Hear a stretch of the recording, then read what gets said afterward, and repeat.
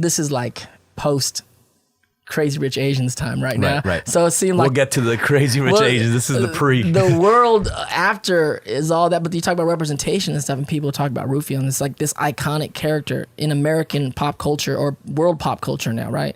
And I'm always like, the illest thing about that now, as an adult looking back at it now, is like Peter Pan is.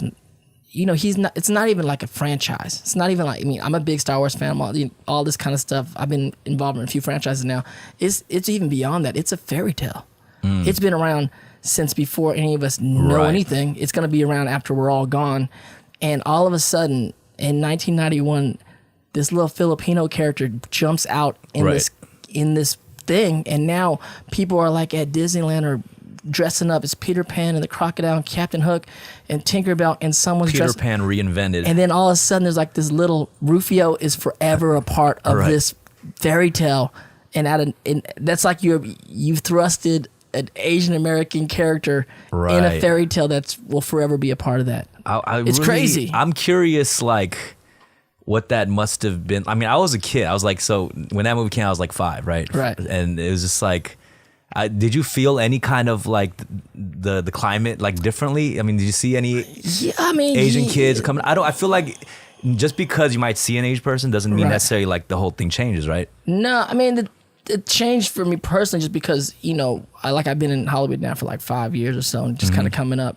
But when you're on, you have that you have the entree of Spielberg, and you have the entree of like the biggest film in Hollywood that you're in, and you're a standout character in that film.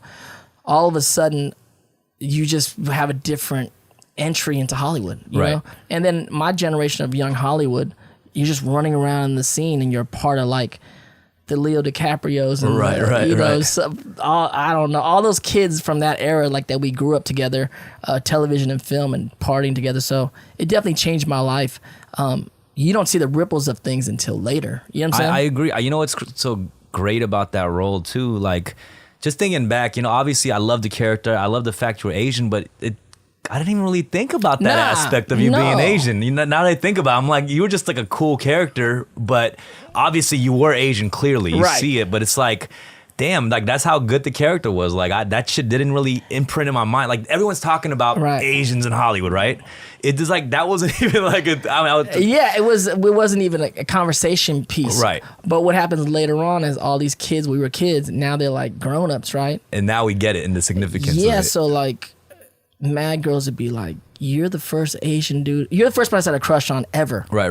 And like that influences their outlook on Asian men for the rest of their lives. Right. Or like I get stopped by interracial couples all the time, Asian dude like, yo man, my girl had the biggest crush on you growing up, and I know for a fact you were one of the reasons why she married me. For sure, 1,000%. And you're like, that shit is like the little stuff that art influences that we never, it's not our main point of creating art, but that's the ripples that and that's somehow, the thing, what back then it was like, oh, that guy's cool. Like, he's just a cool guy. Like, he's not like a cool Asian yet. Right. You know what I'm saying? Like, because kids don't have, conversations about like, just the cultural impact of things. You know what I'm saying? Like, that's a conversation we had later. Like, later, me or Tim or whoever, and we're talking, we're like, oh, yeah, like, the Asian dude for Hanging with Mr. Cooper, Fresh Prince of Bel-Air. Right. But, like, growing up on it, we never even really thought about that. That's the magic. I mean, actually, a white director told me years ago, when I was way younger, he was like, he goes, if you were black or white, you'd have a whole nother career.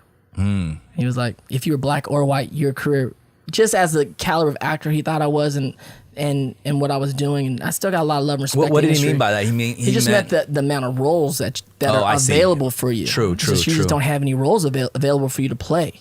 And he goes, but this thing is, you could do a lot for your community.